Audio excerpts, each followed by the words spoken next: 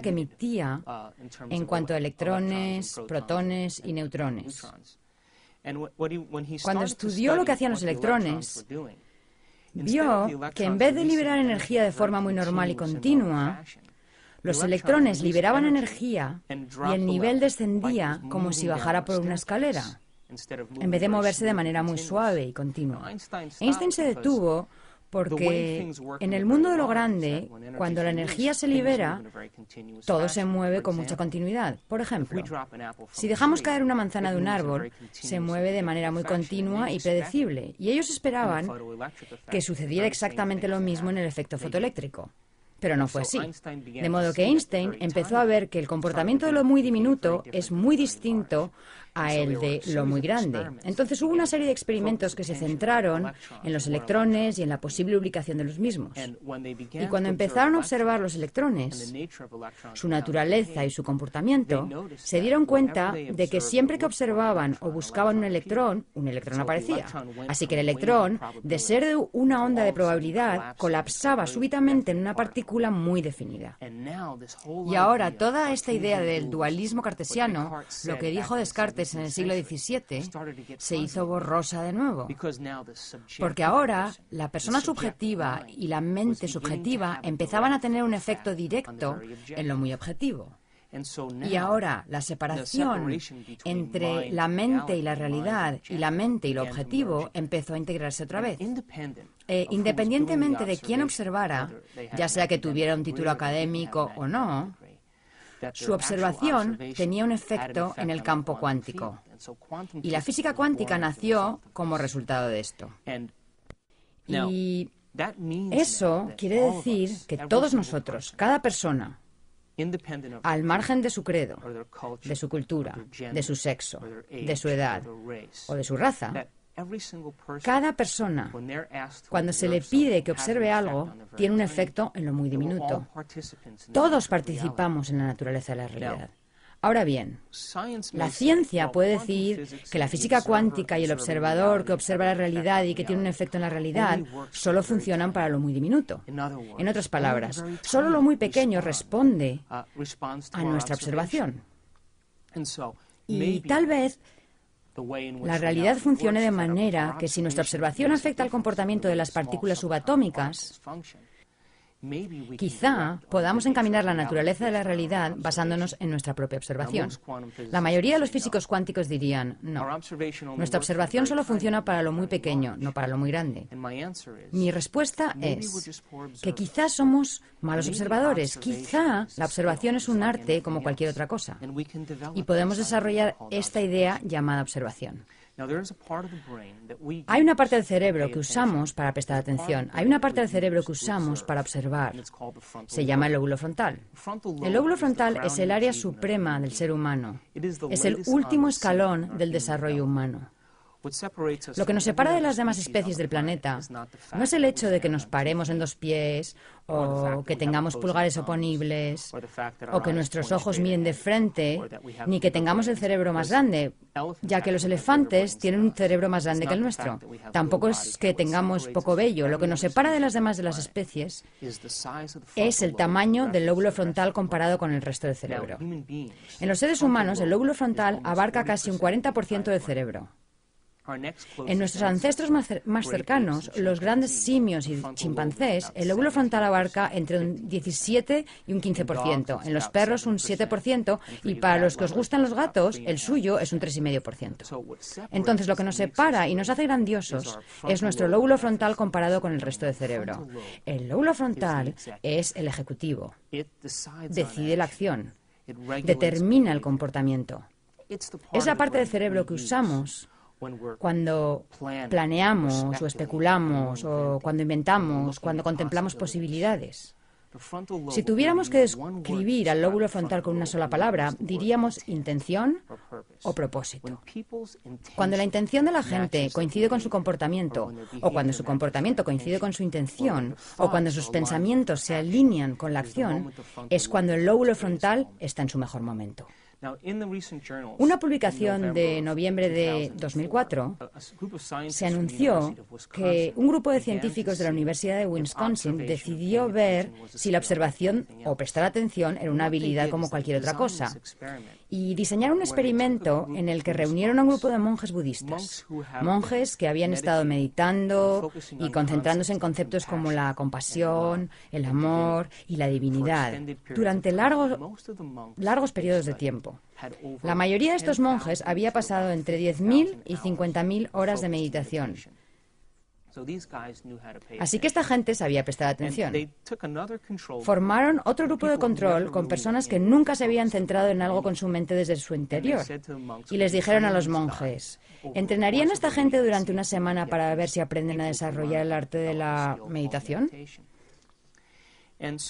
Entonces, conectaron unos 256 electrodos en todo el cerebro de los monjes para medir qué tipo de actividad se registraba cuando estos monjes prestaban atención, y luego harían lo mismo con el grupo de control. Cuando estos 8 monjes se conectaron a estos escáneres, cuando se concentraron en un concepto como la compasión, cuando se concentraron en una idea dentro de sí mismos, su lóbulo frontal se encendió como nada que hubiesen visto los científicos anteriormente. La actividad del lóbulo frontal era enorme. Al compararlo con el grupo de control, la gente que recién aprendía a concentrar su mente y a prestar atención, su capacidad de mantener fijo ese pensamiento había tenido muy poco efecto en el lóbulo frontal. Los científicos sabían que un área específica en el lado izquierdo del lóbulo frontal es donde experimentamos alegría y felicidad. Y en un monje en particular, el escáner mostraba que la actividad cerebral de su lóbulo frontal era tan grande que los científicos dijeron, debe ser el hombre más feliz del planeta, debido a esa gran actividad. Cuando los científicos empezaron a especular y a ver los efectos de ese experimento, se dieron cuenta de que a lo mejor la observación y la atención es una habilidad. Tal vez, al igual que el tenis o el golf, podemos desarrollar la habilidad de prestar atención. Y si desarrollamos esta habilidad, tendríamos cada vez más capacidad y, como efecto y resultado, nuestro cerebro realmente cambiaría. De modo que la observación es una habilidad como cualquier otra.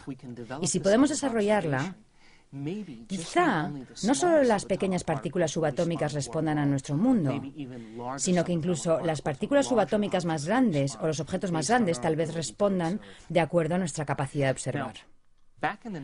En los años 30, en los Estados Unidos, se realizó un experimento con un grupo de chimpancés agresivos que presentaban rasgos personales antisociales. Los científicos dijeron, bueno, veamos si al hacer un experimento, una operación en el lóbulo frontal, cambia el comportamiento de estos chimpancés. Tomaron un instrumento parecido a un pico para el hielo, lo insertaron en el lóbulo frontal de los chimpancés y empezaron a revolver. Lo llamaron el experimento pico de hielo, y después del experimento, los monos se volvieron muy dóciles y muy controlables y dejaron de ser agresivos hacia los demás chimpancés. Durante esta época, en los Estados Unidos, a finales de los 30, las instituciones psiquiátricas estaban atestadas de gente con la misma enfermedad, trastornos de personalidad antisocial y rasgos agresivos. Debido a la depresión de los años 30, era muy costoso administrar medicinas a esta gente a fin de mantenerla bajo control. De modo que los científicos de cierta universidad dijeron, ¿por qué no probamos este experimento en algunos pacientes de estas instituciones psiquiátricas?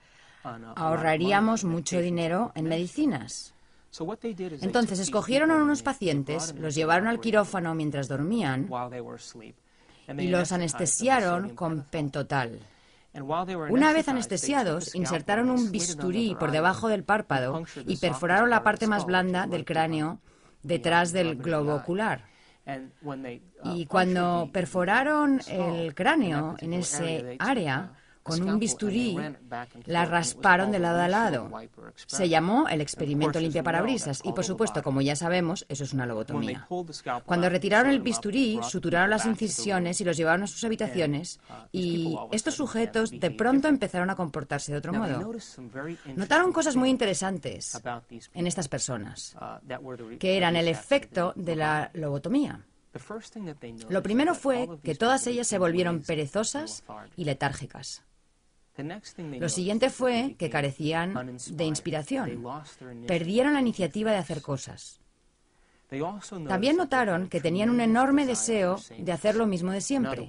En otras palabras, les gustaba escuchar la misma estación de radio, comer la misma comida, usar la misma ropa, y si les alteraban la rutina de alguna manera, se desmoronaban emocionalmente.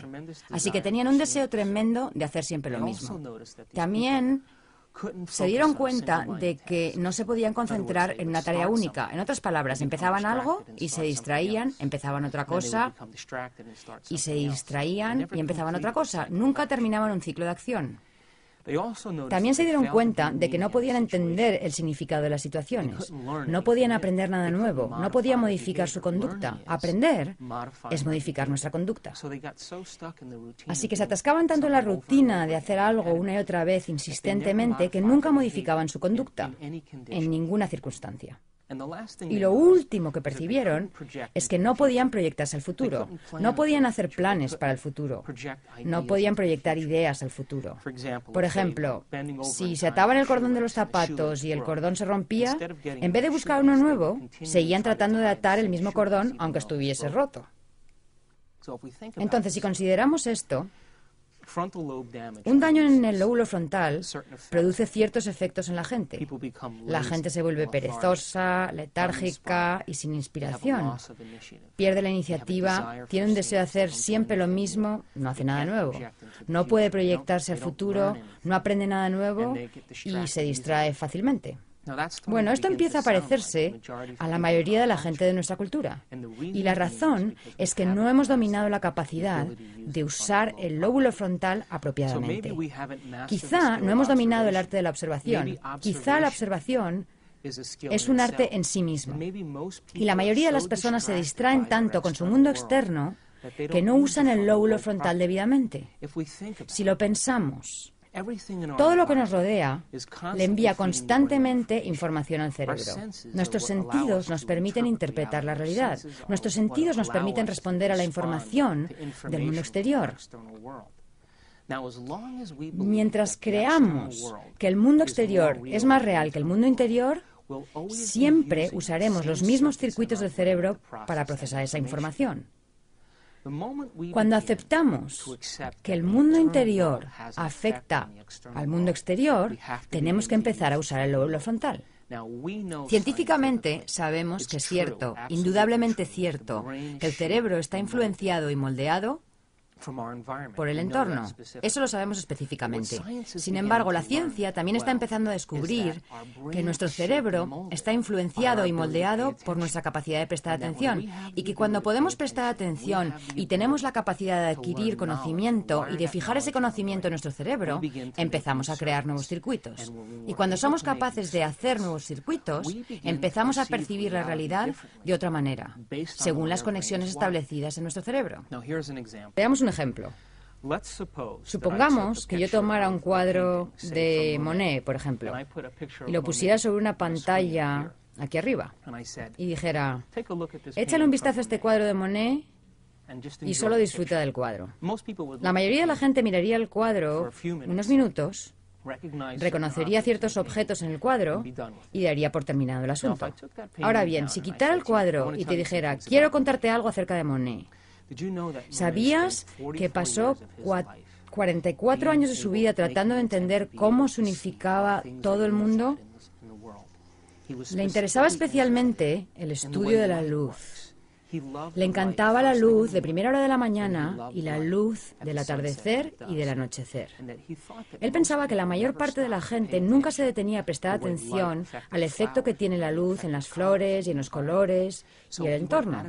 Y se desvivía por pintar con pasteles y colores e iluminar las cosas según la luz de esa hora del día en particular. Y decía cosas como: el puente y la glicina no están separados en realidad, son la misma cosa y solo puedo pintarlos de ese modo.